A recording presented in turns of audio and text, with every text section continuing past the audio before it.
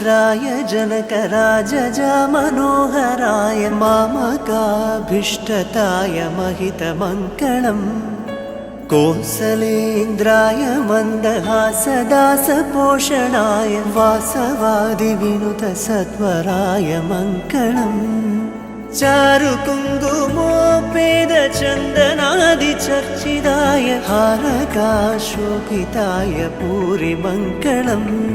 ललितरत्नकुण्डलाय तुलसीवनमालिकाय जलजसदृशदेहाय चारुमङ्गलम् रामचन्द्राय जनकराजजा मामकाभीष्टताय महितमङ्गलम् कोसलेन्द्राय मन्दहासदास